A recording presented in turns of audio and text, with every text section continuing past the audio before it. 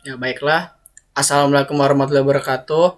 Nama saya Muhammad Febrian Asidik dengan nomor NPM 203111127 dari kelas Statistika SI 20D.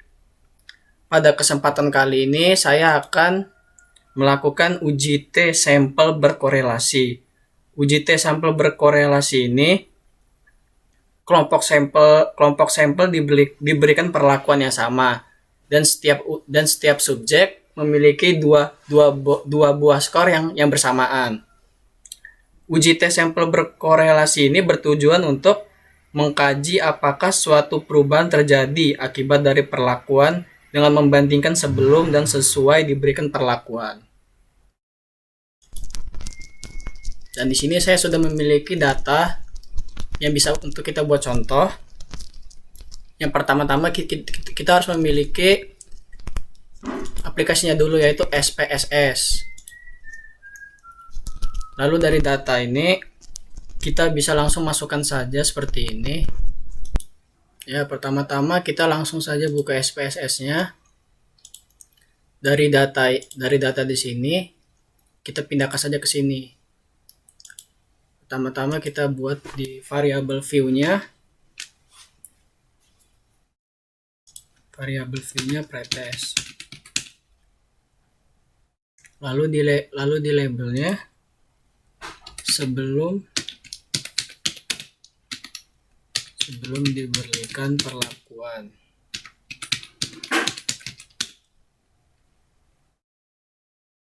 Measure sudah scale. Lalu yang kedua ini kita kasih post test dengan label setelah diberikan perlakuan.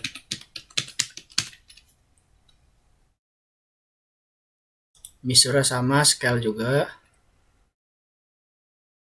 Nah, setelah semua sudah kita inputkan seperti ini,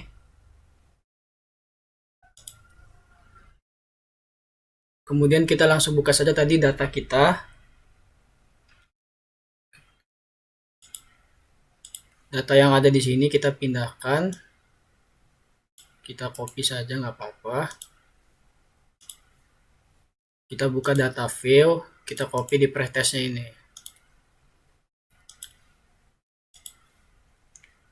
Sama juga data yang setelah yang diberikan perlakuan kita copy juga.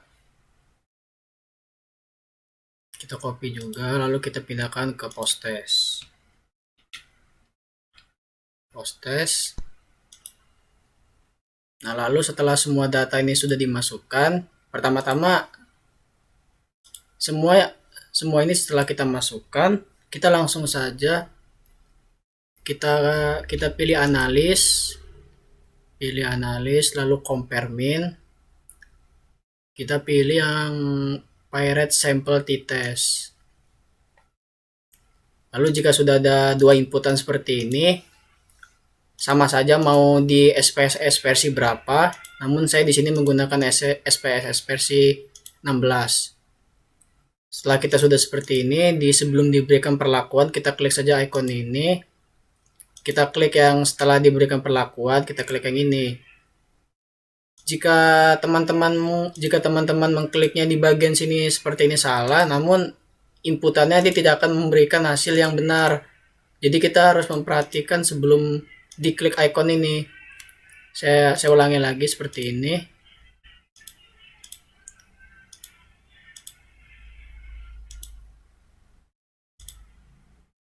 Bukan gini. Sebentar. Kita pencet ini lagi aja, daripada ribut kompromi Pirate sample test. Ini kita masukin. Lalu kita klik saja oke langsung. Dan hasilnya sudah muncul. Kita kalau menggunakan SPSS ini memang lebih mudah. Ini kita bisa kecilin aja dikit. Kan hasilnya ini. Pada kolom t-test ini skor rata-rata setelah diberikan perlakuan dan sebelum diberikan perlakuan sudah muncul. Di sini untuk skor rata-rata sebelum diberikan perlakuan adalah 74,4000. Dan setelah diberikan perlakuan, skor rata-rata berubah menjadi 81,2000. Nah, lalu di sini juga ada standar deviation. Standar deviation ini dia bergantung dengan jumlah min untuk melakukan proses standar error min. Di sini sebelum diberikan perlakuan memiliki standar deviation 7.44162. Lalu dia memiliki standar error min yaitu 2.35325. Lalu di bagian sampel setelah diberikan perlakuan, standar deviation memiliki jumlah 8.23003 dan dengan jumlah standar error min 2.60256.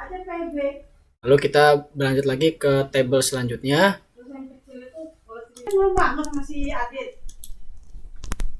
Pair sample correlation. Di kolom pair sample correlation ini dia ada korelasi dengan ukuran 0,227. Titik 227 ini menandakan yaitu berarti besarnya koefisien relasi yang ada di sampel tersebut. Lalu sig ini adalah peplum. Peplum di sini memiliki jumlah sebesar titik 528. Yang artinya peplum lebih besar dari 0,05.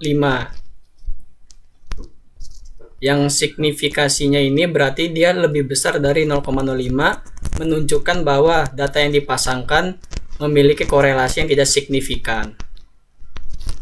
Kemudian di sampel ini dites untuk menunjukkan diterima atau ditolaknya dari kolom korelasi dan peplum ini.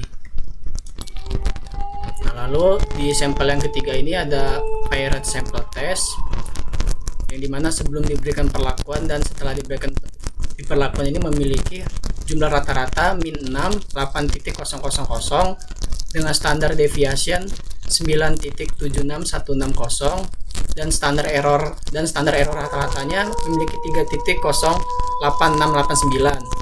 Di sini adalah 95% dari confident interval of the difference-nya.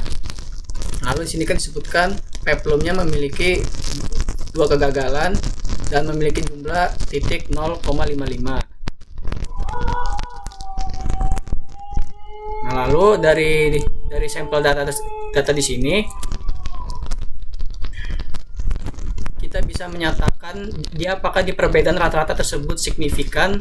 Kita di sini dapat melihat koefisien mulai dibandingkan dengan secara signifikan apabila koefisien fellow lebih kecil dari 0,05, maka dinyatakan bahwa di perbedaan tersebut signifikan.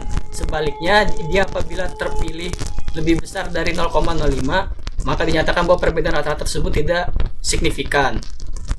Berdasarkan hasil ini ditemukan bahwasannya 0,027 ini lebih kecil dari 0,25, maka dapat dinyatakan bahwa terdapat perbedaan yang signifikan antara keaktifan siswa sebelum dan diberikan perlakuan.